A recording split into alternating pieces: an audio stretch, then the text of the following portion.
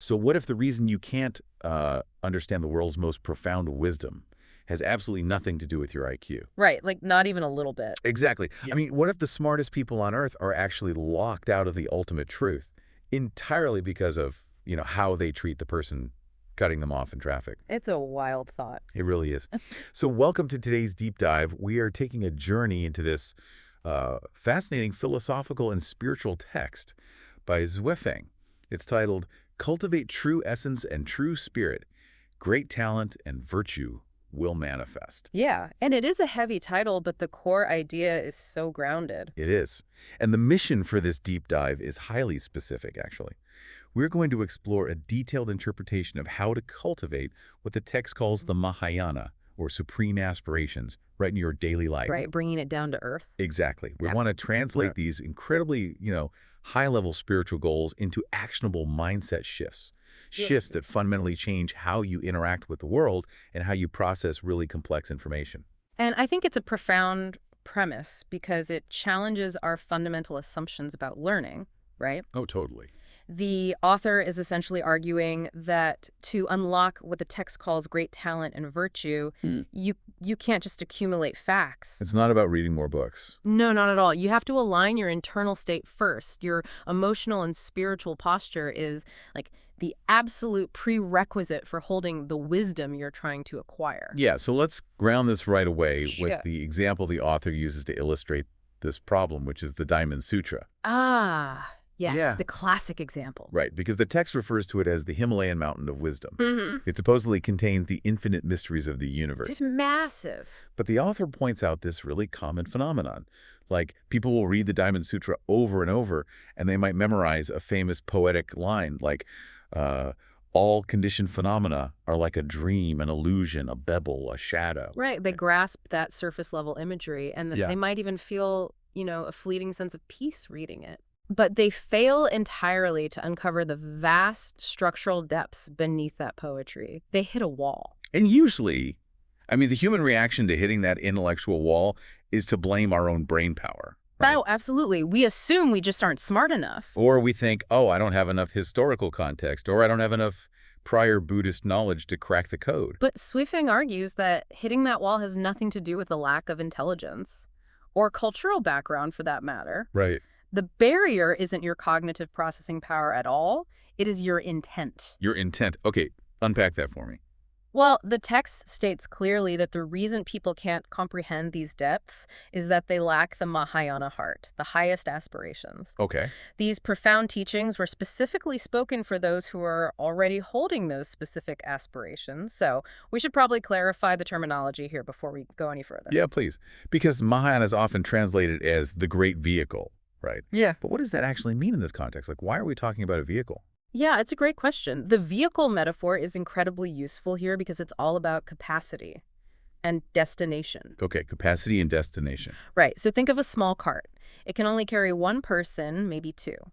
In spiritual terms, that represents a mindset focused entirely on personal salvation. Like just trying to save yourself. Exactly. Personal peace or narrow selfish interests. Oh.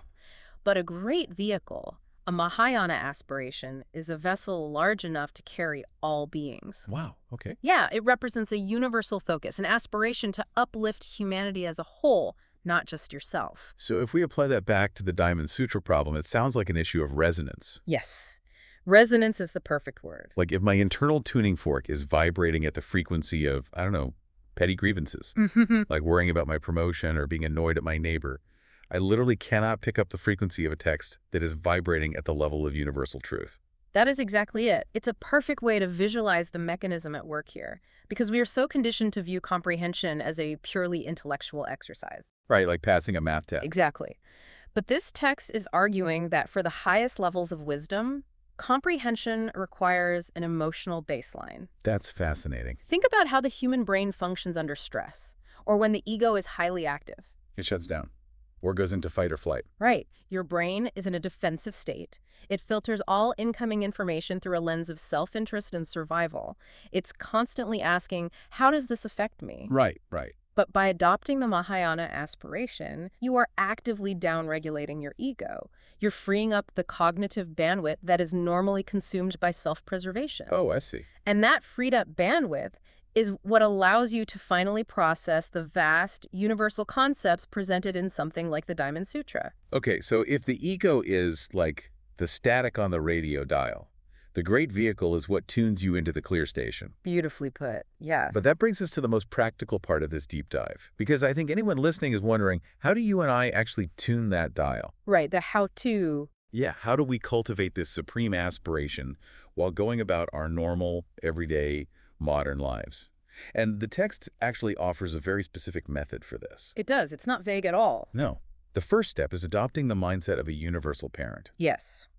The instruction is to mentally place yourself in the position of the father or mother to all people in the world. Which is a huge mental leap. It is. And the author stresses that this cannot be, an intellectual game. It can't just be a thought experiment. It must be a genuine feeling cultivated in the heart. Right. You have to look at every single person on earth and view them as your beloved child. Okay, so let's pause here.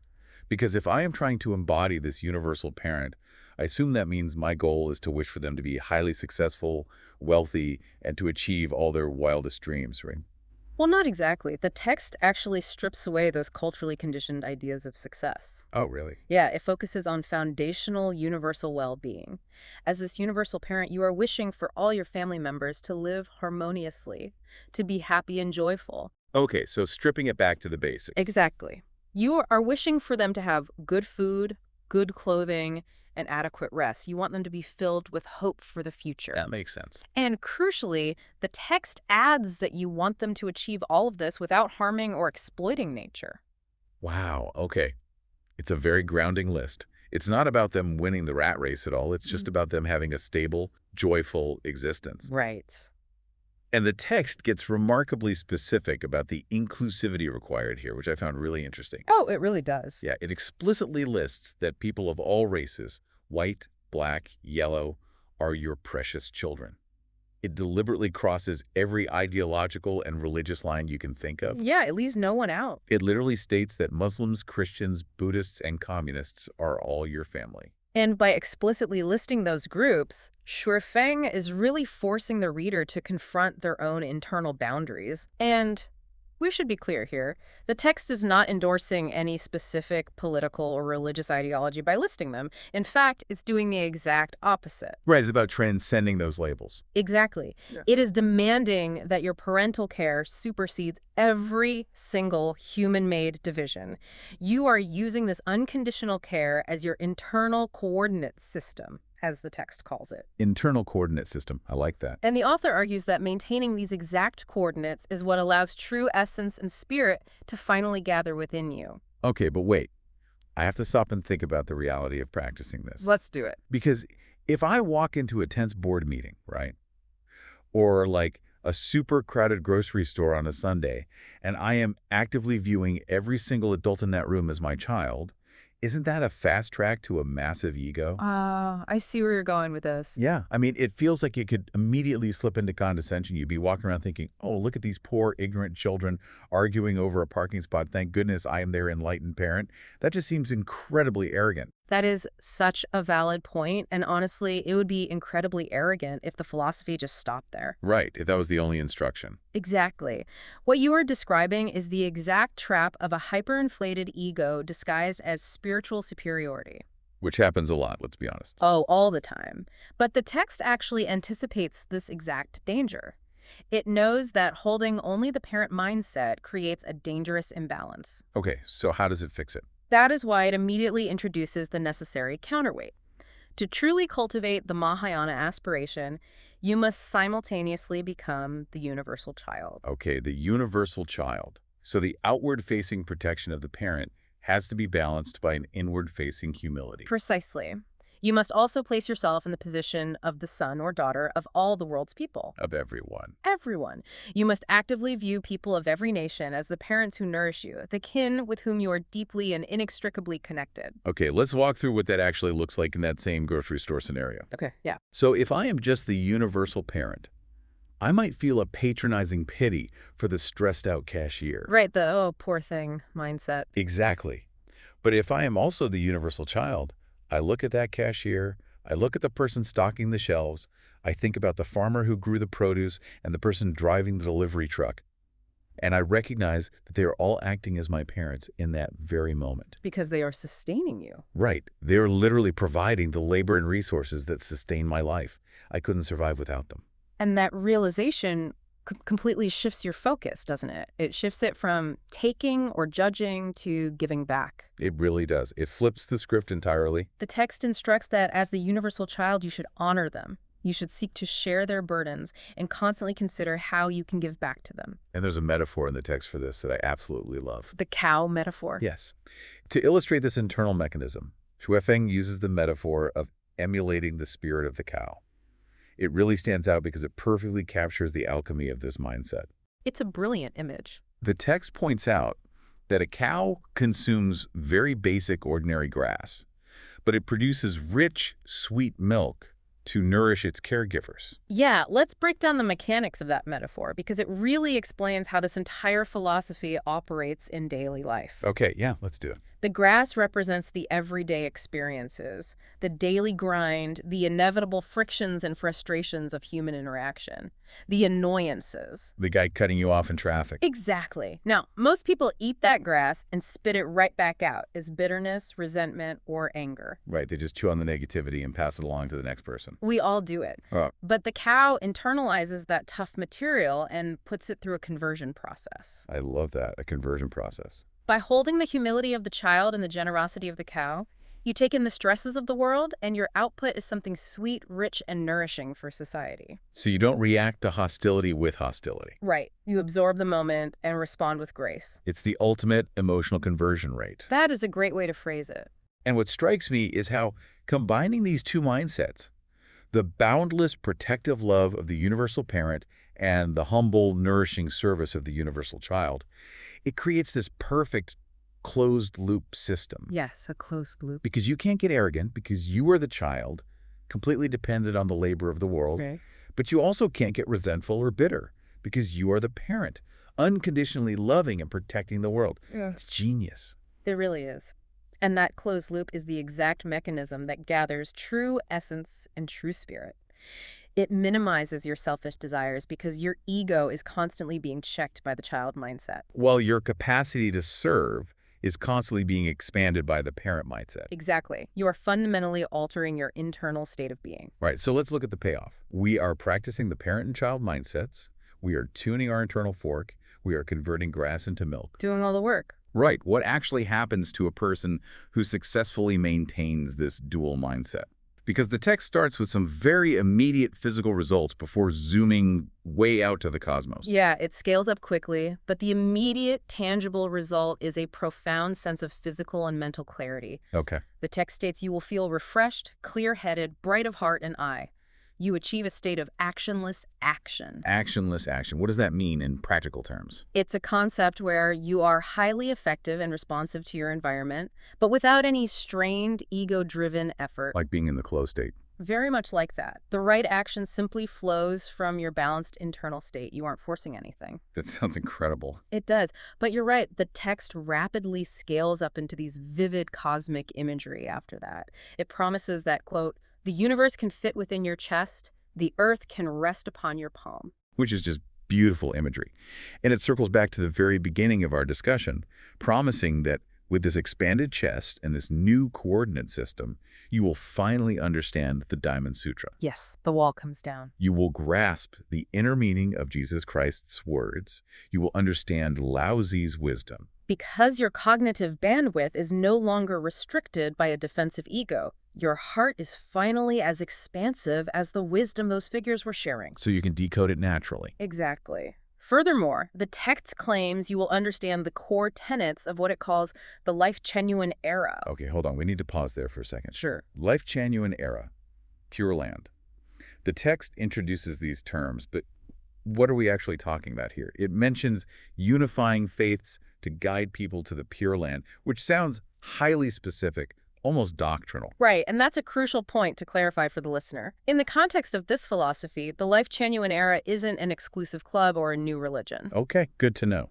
It refers to a proposed era of human existence characterized by revering the greatest creator, revering life, and revering nature. So it's more of a universal framework. Exactly. It's an era where the divisions of belief systems are synthesized into a cohesive human family. And the Pure Land shouldn't be interpreted as like a magical, literal place in the clouds. Right, not a geographical location. No, it represents an ideal state of harmonious existence, a reality free from the suffering caused by human selfishness and division. So it's saying that by adopting the Mahayana aspiration, you naturally understand the necessity of a unified, harmonious humanity. And you don't need a theology degree to explain it to you. You feel it intuitively. The text emphasizes that you will become self-correcting. Even without a guide or a teacher, you will intuitively know how to speak, act, and live. Because if you truly view everyone as your child and everyone as your parent, you don't need a rule book to dictate your ethics. The right action just naturally flows out of that profound empathy. Exactly. You already know what to do. But this leads to the most ambitious claim in the entire text, and I really want to unpack this before we finish. Okay, let's hear it. Because the deep dive so far has been incredibly inward-facing. We are changing our minds, tuning our internal forks, cultivating our own spirit. But Xuefeng leaves us with this massive promise about the external world. Yes, he does. The author writes, "Through our transformation of consciousness, the myriad phenomena of the vast world will change." That's a big statement. Huge. How does changing my internal state actually alter the myriad phenomena around me? Because for someone sitting in a high-pressure meeting tomorrow morning, this could easily sound like magical thinking. Like, if I just think good thoughts, the world magically fixes itself. Right, it does sound mystical on the surface. But if we trace the psychological reality of what we've been discussing, it is intensely practical. Okay, break it down for me. Let's look at the mechanism. Humans are deeply attuned to the nervous systems of the people around them. We are constantly, subconsciously scanning for threats. We're wired that way. Exactly. So if you walk into that high-pressure meeting operating from a narrow, selfish aspiration, worrying about defending your territory or proving you are the smartest person in the room, everyone else's nervous system will detect that competitive threat. Instantly. You can feel that energy when someone walks in. You really can, and the environment will immediately become defensive, rigid, and prone to conflict. So the myriad phenomena of that room become hostile because I brought hostility into it. Exactly. Now imagine walking into that exact same meeting holding the mindset of the universal parent and the universal child. Okay. You are grounded in a desire for harmony. You are looking at your colleagues with the grace you would offer a child and the respect you would offer a parent. Your nervous system is regulated. Yes, you are not a threat. When you speak, you aren't attacking, you are synthesizing.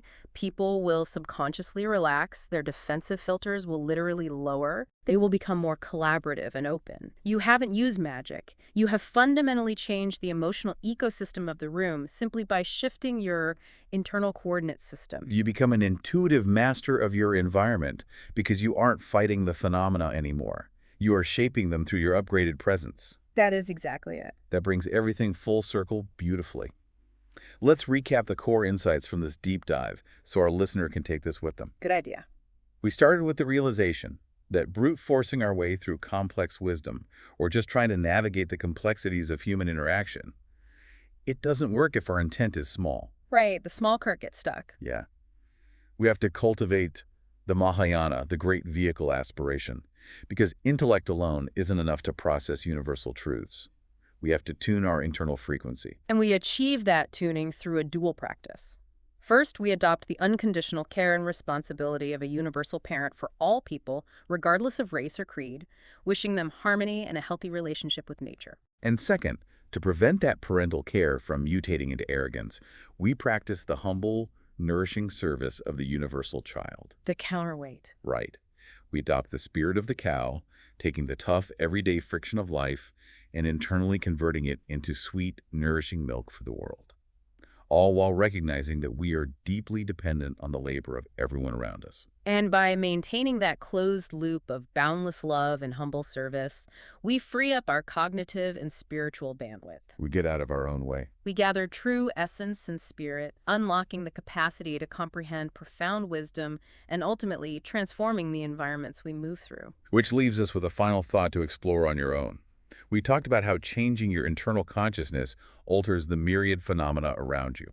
So here's a challenge for you today. Oh, I like this. What happens if you secretly play the role of the nourishing cow or the universal parent for just 1 hour? Just 1 hour. Yeah, don't try to change your entire life or adopt this for the rest of the year.